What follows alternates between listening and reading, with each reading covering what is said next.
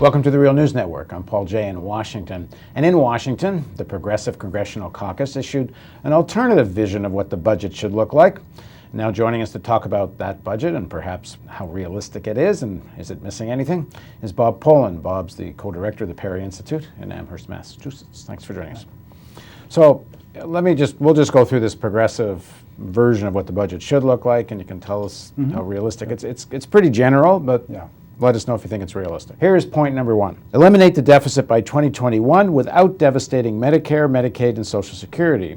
The CPC, Congressional Progressive Caucus, budget targets the true drivers of deficits, the Bush tax cuts, the wars overseas, and the causes and effects of the recent recession. By implementing a fair tax code, by building a resilient American economy, and by bringing our troops home, achieves a budget surplus of over $30 billion by 2021. All right, so what do you make of that? It's kind of general, but I like the spirit of it. I think it is hitting on some key points. Number one of the big drivers, as I say, of our budget deficits, in addition to the recession, of the long term. Now we're going to shift and talk about the long-term deficit. Is obviously the defense budget, the wars, Afghanistan, Iraq, now Libya. When Clinton left office,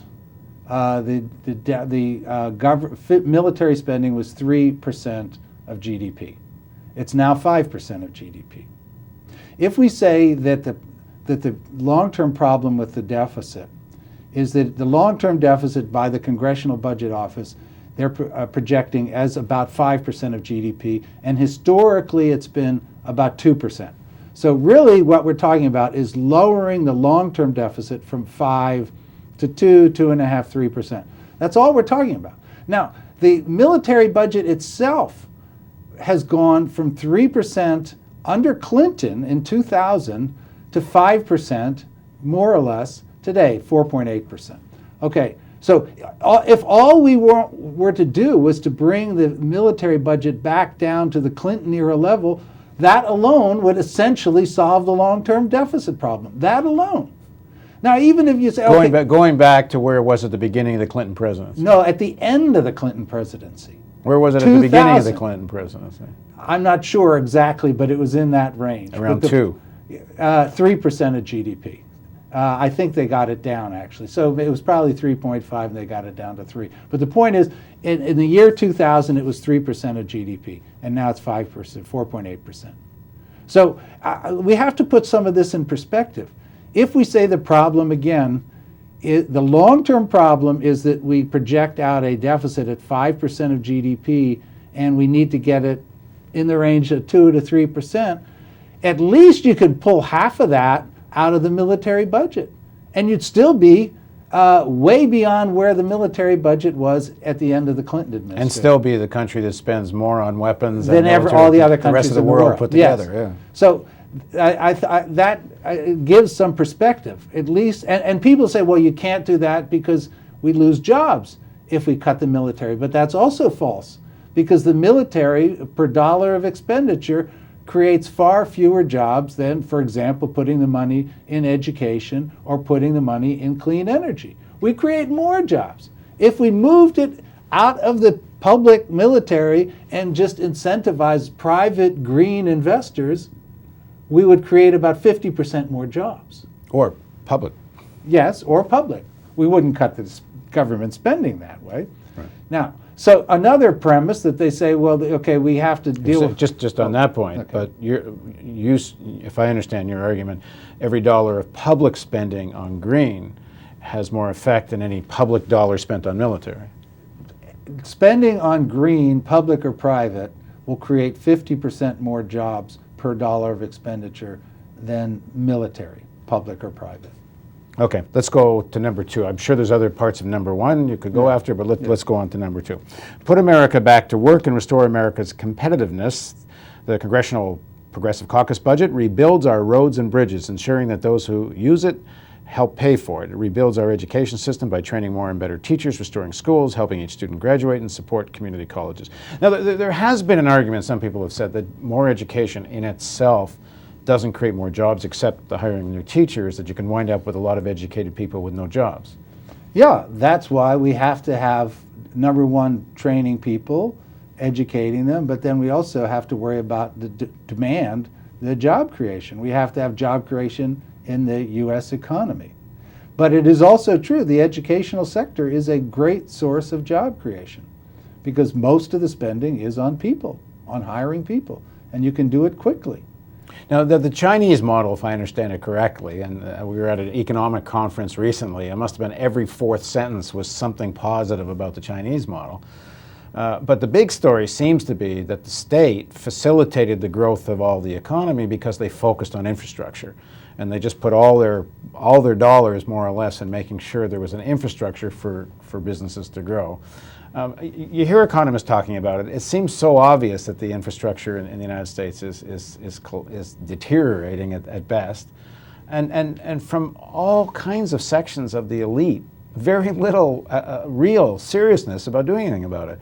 I actually don't get that. You'd think even the right would see the need for more infrastructure.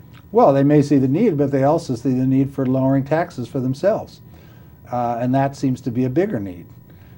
So that the infrastructure investment, the argument against it, such as it is that it takes away money from the private investment. Now, that isn't really true. And I've done a little research on this along with my colleagues at UMass.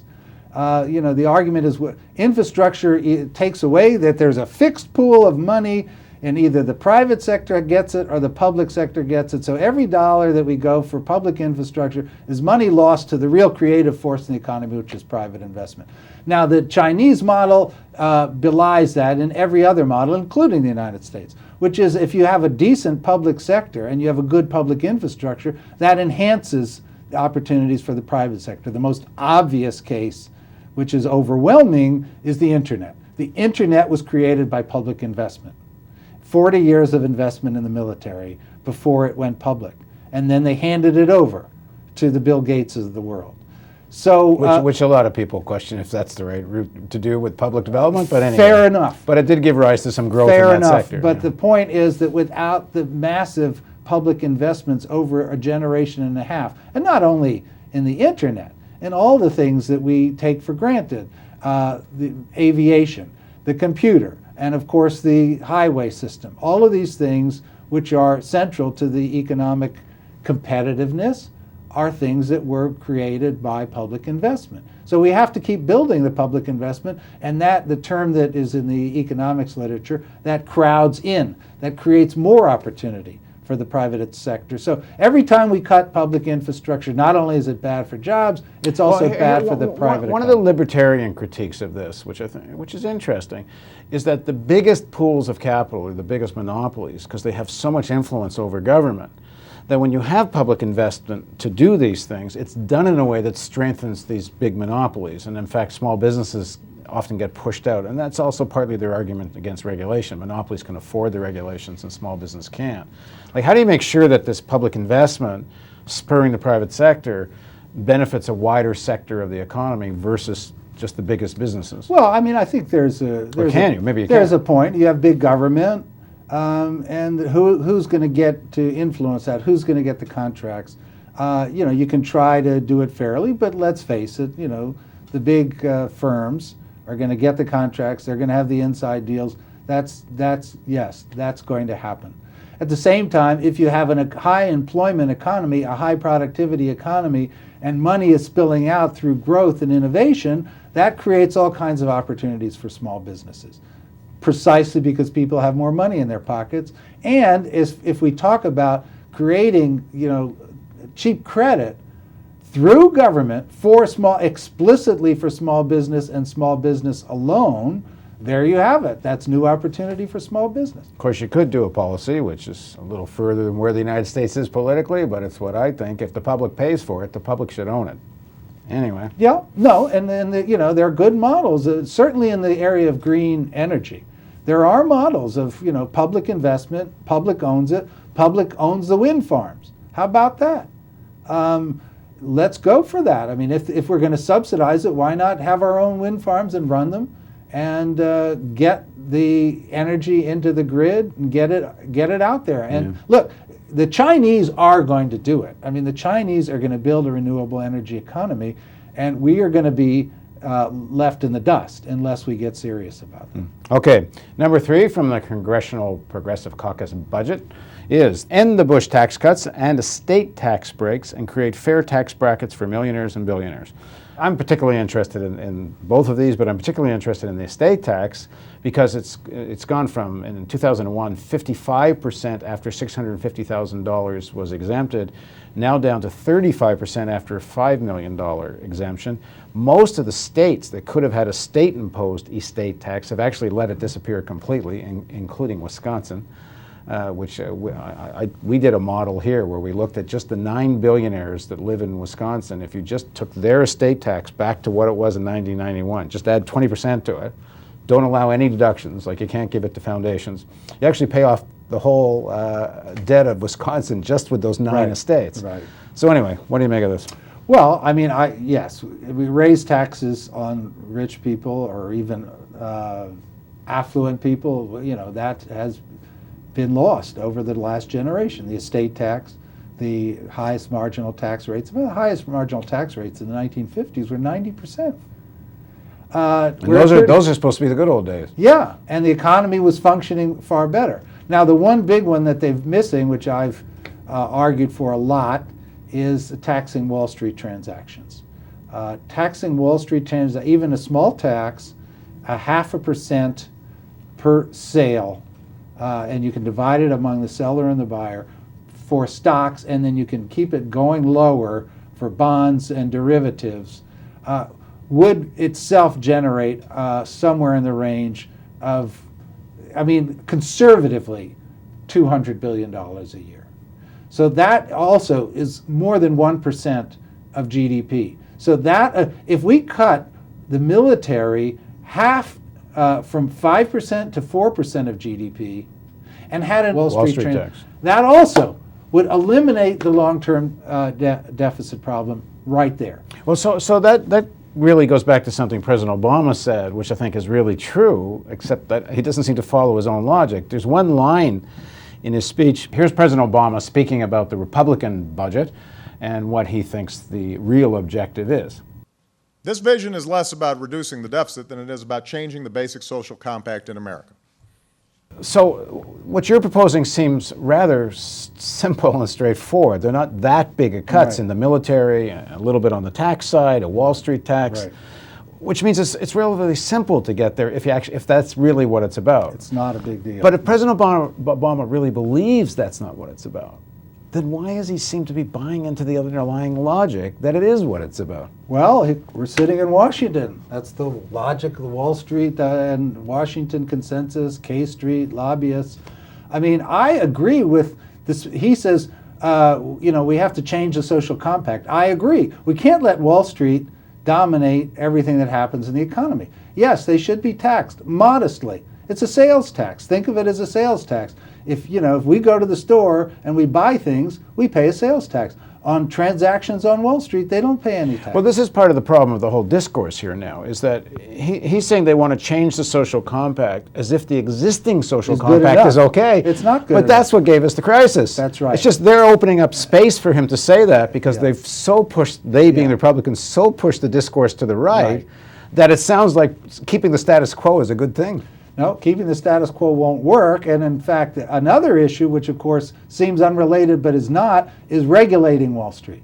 Because if we keep running a casino financial system, we'll have another crisis and the deficit will blow up again. And then we'll say, the problem again is we're paying teachers too much. And we will have forgotten that what really is driving the economy is the Wall Street casino. So there is a very close interrelationship between having serious regulations on Wall Street and running an economy with a decent social compact. And a link between those two premises is taxing Wall Street. Because the tax on Wall Street doesn't just raise revenue. It does slow down the casino because they have to pay something. So, and you can modulate that tax. If you want to slow down the casino more, you raise the tax more. If you want to raise more revenue, you lower the tax. So it's a very important tool, and the European Parliament just endorsed it just 2 weeks ago. This could be a major feature of a new social compact, which would be a decent economy. Okay, well, keep talking. Keep talking. Keep talking louder, because we're not hearing it from this administration. Yeah, okay. Well, I mean, they know it. They know it. And by the way, I was in a discussion at the IMF last fall. The IMF itself, International Monetary Fund, is not hostile to the idea of some kind of tax on financial markets. Well, this is where you get to money and politics in America. Right, Thanks for right. joining us. Okay, thank you. And thank you for joining us on The Real News, and you might want to mention some of these proposals to the people you might be voting for in the future. Thanks for joining us, and don't forget the donate button. If you don't do that, we can't do this.